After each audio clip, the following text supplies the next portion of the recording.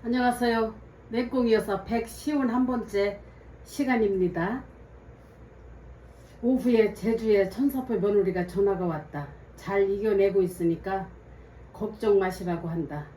언제나 침착하고 싹싹한 며느리다. 오후 6시쯤 아들에게서 전화가 왔다. 오늘 밤 엄마 집에서 자겠다고 한다.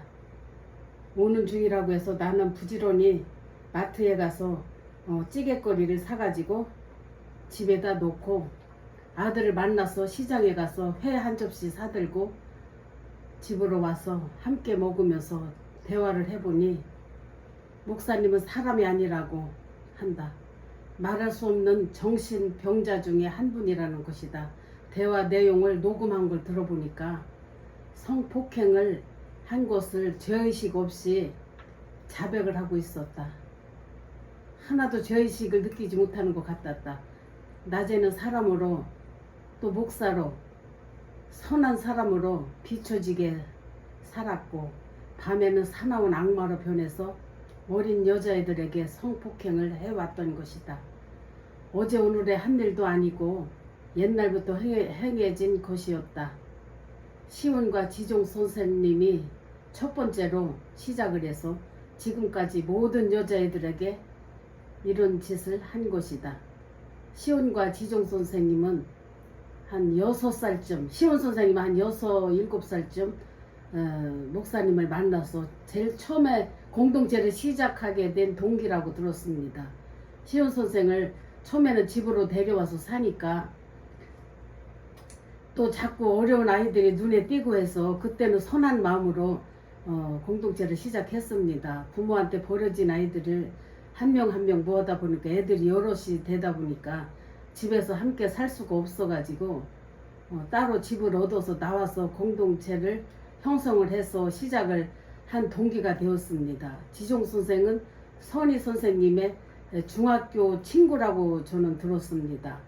그러니까 중학교 때 지종 선생은 들어와서 그렇게 당한 것이지요. 지종과 선희 선생은 둘도 없는 친구 사이가 되었습니다. 여자애들을 책임지고 있는 시온 선생에게 애들이 말을 하면 시온 선생님은 그냥 무기를 하고 입단속을 시켜 왔었던 것이다. 그렇게 해왔기 때문에 이렇게 오래 끌었던 것이다. 공범이라고도 할 수 있다. 완전히 천사를 사칭을 해서 천사를 사칭을 해서 여자애들을 데려다 놓고 그런 짓을 했던 것이다. 이런 천인 공로할 일이 세상에 또 있단 말인가. 나는 이런 일이 뉴스에서만 나오는 줄 알았는데 내 가까운 곳에서 이런 일이 있다는 게 믿어지지가 않았다. 그래도 하나님 은혜로 윤진 선생님 부부가 문집사님 부부가 뒤에 문집사님과 윤진 선생님 부부가 뒤에서 기도와 함께 적극적으로 도와주고 있어서 참 감사한 일이었다. 여자애들을 전부 조사해 봤는데 우리 아들 이름이 없었다는 것이다. 아들은 모든 부분에 주변 사람들에게 많은 신뢰감을 얻고 사역을 했던 것이다. 조사 과정에서 우리 아들 이름도 범죄 행위에 들어갔었다면 일 처리하는데 많은 장애가 될 수도 있었는데 그런 일이 없기 때문에 자신감을 가지고 앞장서서 일을 할 수 있게 된 것이다. 너무 감사한 일이었다. 비유를 말한다면 정말 아들은 똥통에서 꽃을 피운 사람이라고 표현을 할 수 있다. 정말 하나님 은혜였다. 아들은 그동안 아무것도 모르는 상황 속에서 여자애들이 집을 나가면 애들이 왜 나가서 잘못된 길로 빠지는지 이해를 하지를 못했던 것이다. 여자애들이 나가면 있을 곳이 없으니까 금방 탈선한 그런 남자애들을 만나서 임신을 하고 또 거기서 성폭행을 당하고 이렇게 어려운 일이 빠지니까 자꾸 여자애들이 집을 나가면은 우리 아들은 밤을 새가면서라도 그렇게 여자애들을 찾아서 공동체로 데려오곤 했습니다. 그런 사실을 모르기 때문에 그렇게 할 수밖에 없었나 봅니다. 아들은 길을 쓰고 애들을 데려왔던 것이다. 그 부분에 아들이 너무나 죄책감을 느끼고 마음을 아파하면서 눈물을 흘린다. 그러니까 여자애들이 얼마나 우리 아들을 싫어했겠는가. 목사와 한편이라는 생각을 했을 것이다. 이번에 모든 오해가 풀어졌으면 한다. 밤에 윤진 선생님과 잠시 전화 통화를 했다. 윤진 선생님 하는 말이 지금까지 공동체가 운영된 것은 우리 작은 아들이 있기 때문이었다고 말을 한다. 아들이 결혼 전에 윤진 선생 꿈이 딱 맞는다는 것이다. 꿈 내용은 똥이 가득 찬 변기 속에서 손을 깊숙이 넣어서 꺼낸 것이 수박인데 속이 빨갛더라는 것이다. 똥 묻은 수박을 아들이 품에 품고 가는 꿈이었다는 것이다. 아들이 밤늦도록 여러 사람들과 통화를 했다. 좁은 방 침대 옆에 작은 공간에서 아들은 잠을 잔다. 침대에서 자라고 아무리 권해도 엄마가 불편해할까봐 그러는지 굳고 사양을 하는 것이다. 이튿날 4일 금요일이다. 밤새 잠을 못 이루고 새벽 4시에 일어났다. 음료수 한잔하고 곤히 자는 아들을 위해서 기도를 했다. 운동 다녀와서 김치찌개를 끓여놓고 8시 20분에 아들을 깨워서 잠 좀 깨라고 등을 두드려 주었다. 아들에게 사방에서 전화가 계속 걸려온다. 씻어야 하고, 아들은 씻어야 하고, 밥도 먹어야 하고, 통화도 해야 하고, 아들의 업무가 너무나 많다. 할 일이 너무 많은 것이다. 모든 총대를 아들이 혼자 지게 된 것이다. 그 많은 애들의 입을 어떻게 단속을 할 것인가. 남자애들이 소식을 듣고 계속 연락이 오고, 지금 현재 남자애들은 연고자가 있는 애들은 당분간 집으로 돌려보내고, 갈 곳이 없는 애들은 어느 여자 목사님이 맡고 있다는 것이다. 여자 목사님은 이 틈에 애들을 데려다가 그룹홈을 만들어서 생활을 할 생각인 모양이다. 9시 반쯤 아들은 급히 집을 나갔다. 검찰에서 오늘이나 내일 넘어가면 세상에 알려지게 된다면서 한숨을 쉬고 나갔다. 아들을 끌어안고 기도해 줬다. 하나님, 어두운 곳에서 지은 죄가 광명한 데서 심판받게 되었으니 하나님 도와주시옵소서. 하나님이 이 문제를 통치하여 주시옵소서. 아들이 이 문제를 처리할 때에 지혜를 주시고 어려운 일 당하지 않도록 주님 도와주시옵소서. 그렇게 기도를 했다. 5일날 아침 일찍 카톡을 열어보니 외갓집에 간 우리 찬성이 동영상이 와있다. 가족 예배와 새 신발을 신고 좋아서 이리 뛰고 저리 뛰는 모습이, 우리 손주의 모습이 나를 기쁘게 한다. 우리 찬성이 온몸 친정에 가서 평안히 안식할 수 있어서 너무나 하나님 앞에 감사했다.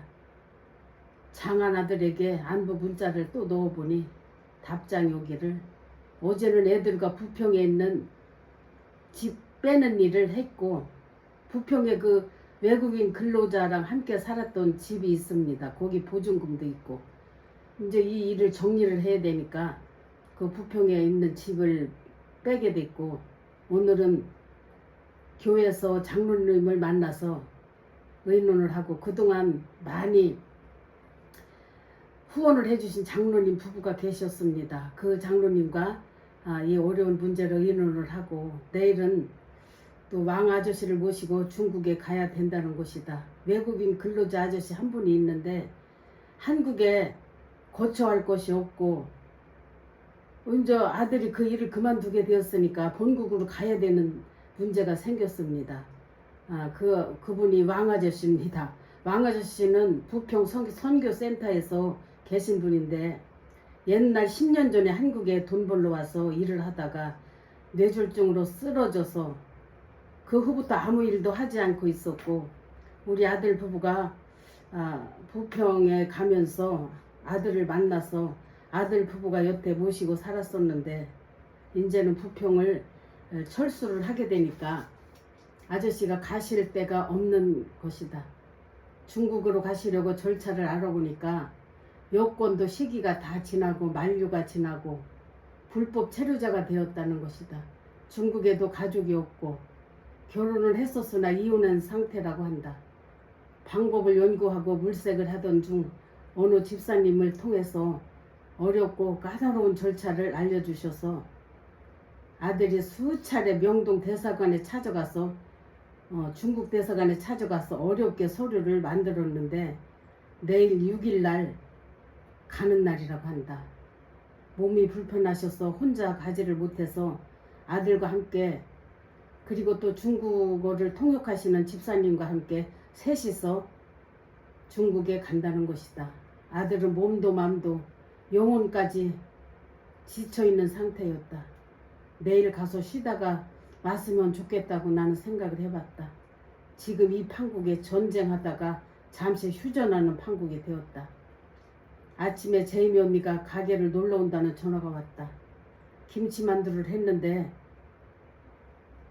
가져온다는 것이다. 언니는 1시쯤 오셨다. 연말부터 내가 문자 한 통이 없자 언니 생각에 뭐가 서운한 게 있어서 그러나 하고 서운한 게 있으면 풀어야 되겠다 하고 생각을 하고 만두를 만들어 왔다는 것이다. 밤잠까지 설쳐가면서 생각을 했다고 한다. 고민을 한 모양이다. 내가 왜 그동안 은둔하고 살아야만 됐는지 대충 공동체 설명을 했더니 언니 역시도 세상에 땅을 치면서 망연자실한다. 어찌 그런 일이 있느냐고. 언니랑 함께 요즘 목사님들이 성적으로 타락을 해서 보통 문제가 아니라며 함께 걱정을 했다. 언니와 점심을 먹고 있는데 아들에게서 전화가 왔다. 옷 박스를 함께 싣고 오는 중이라고 한다. 오전에 대형교회 담임 목사님을 만나서 의논을 했는데 아마도 경찰 조사가 있을 수도 있으니까 대여해 주신 집 숙소에 있는 모든 짐을 빨리 빼야 되는 모양이다. 갈 곳도 없는 지금 현재에 짐은 어마어마하게 많고 급하게 컨테이너를 빌려서 짐을 싸놔야 한다는 것이다. 아들 옷은 임시 입을 옷만 집에 가져다 놓는다는 것이다. 아들은 내일 왕아저씨 모시고 일찍 중국에 가야 된다면서 짐 보따리만 집에 내려놓고 사라졌다. 6일날 일요일날이다. 아들이 벌써 공항이고 오후에 무사히 중국에 도착했다는 메시지가 도착했다. 우리 교회는 새해 첫날 헌신 예배로 1일 집회가 5시까지 있었다. 나도 너무 피곤했다. 저녁에 제주 목사님에게서 주일 말씀이 왔다. 잠시 목사님과 메시지로 서로 의견을 주고받았다. 부모님 마음은 다 똑같으다. 기도해 주시고 걱정해 주셔서 감사하다고 목사님이 계셔서 큰 힘이 된다고 했다. 목사님도 본인이 죄 지은 것처럼 괜히 마음이 위축되고 부끄러운 생각이 든다는 것이다. 두세 사람이 이야기하고 있으면 꼭 흉보는 것 같다고 말씀을 하신다. 목사님도 그동안 사위가 너무 공동체 목사님 말에 순종하는 것 같아서 이상했다고 한다. 자기 노릇 말보다 공동체 목사님 말을 더 잘 듣더라는 것이다. 서운했다는 것이다. 신학대학원을 갔을 때 학교 다니라고 수차례 장인어른이 말씀을 했지만 듣지 않더라고 아쉬워하셨다. 8일 중국에 간 아들은 왕아저씨를 요양원에 모셔다 놓고 하루 더 있다 오려고 했으나 여러 가지 일로 하루 앞당겨서 한국에 왔다는 것이다. 문지사님이 공항까지 마중을 나오셔서 그 차를 타고 남양주로 갔다. 밤에 춘천에서 오시고 함께 모여 의논을 했단다. 9일부터 아들이 경찰서에 가서 참고인 조사를 받는다는 것이다.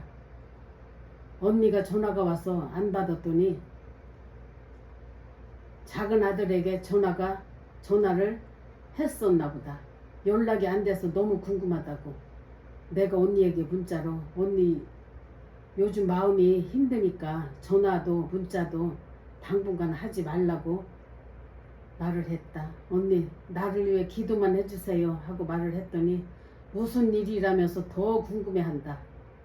난 통화하면 눈물샘이 터질 것 같아서 문자만 주고받으면서 실수할 것만 같아서 그것도 못하겠다. 언니는 너무도 궁금하게 생각을 했다. 9일날이었다. 오늘부터 뉴스에 이 사건이 나오기 시작을 했다. 천사의사라는 제목으로 뉴스에 나왔다. 60대 의사가 자기가 데리고 있고 돌봐야 하는 여자아이들을 10년 넘게 성폭행을 해왔다 하는 뉴스가 나왔다. 애들이 견디다 못해 친척집으로 도망을 가면 여자 선생님이 어떻게든지 찾아와서 다시 데려갔으며 집 나간 처벌로 가혹하게 벌까지 받았다는 것이다. 계속되는 성폭행을 당했다는 것이다. 여자 선생님은 이런 말을 한다.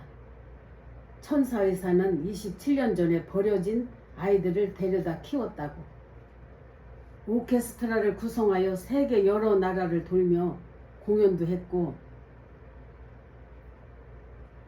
국내에서도 학교와 교회, 회사, 거리 등을 다니면서 공연을 했고 낮에는 천사로 사회에 빛이 되는 삶을 살았고 밤에는 성폭행을 일삼고 기업적인 형태로 이루어져 많은 후원금을 받았고 그곳에서 자란 여교사는 어렸을 때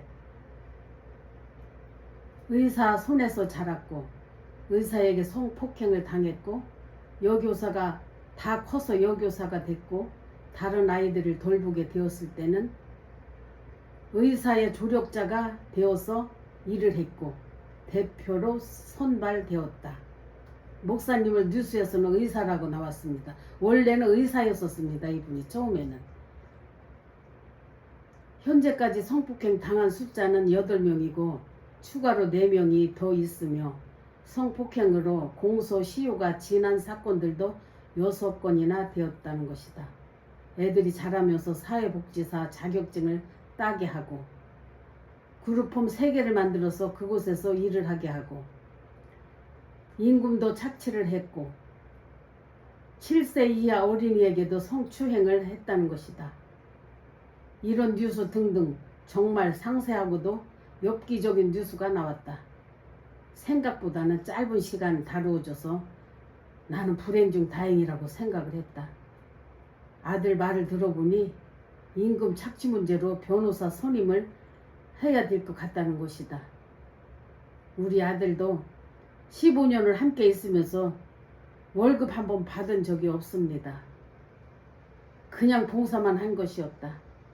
시온 선생님을 만나서 대화를 해보니 시온은 아직도 뭐가 뭔지 상황 파악을 못하고 있다는 것이다. 하나님 역사인지 호주 남자는 6일날 호주로 간다고 했는데 아직도 안 가고 시온 선생과 있다는 것이다. 시온 선생은 11일부터 경찰 조사가 있다고 한다. 아들은 계속 남양주에서 자고 다닌다. 여자애들은 다 함께 남양주 문집사님 집에 생활하고 있다. 문집사 가족들은 남편만 있고 나머지 가족들은 해외여행을 떠났다고 한다.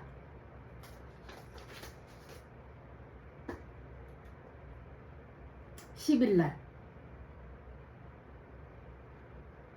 용준이 엄마가 쌍용집 이사가는 날이라고 왔다. 언니는 평생을 돈이 우상이다.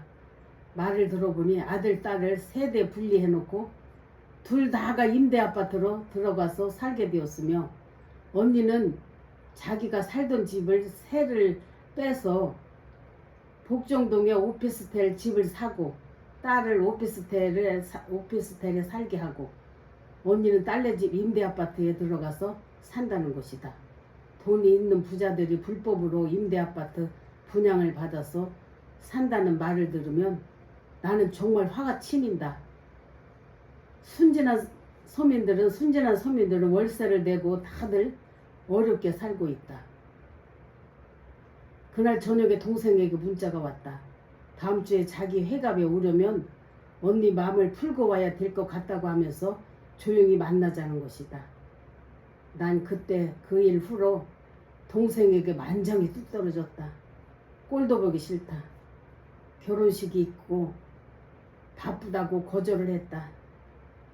정말 예전에 동생 같지가 않고 무서운 동생, 정 떨어지는 동생으로 생각이 바뀐 것이다. 시간이 지나면 좋아질 테니까 신경 쓰지 말라고 했다. 괜히 만나서 이 말 저 말 해대면 더욱 상처가 깊어질 것 같았소다. 제일 무서운 게 사람이고 정말 사람 속은 알 수가 없다. 난 동생이 이렇게 변할 줄은 생각도 못했는데 동생만 만나면 오히려 내 마음에 더 상처가 깊어진다. 오늘은 여기까지 읽겠습니다.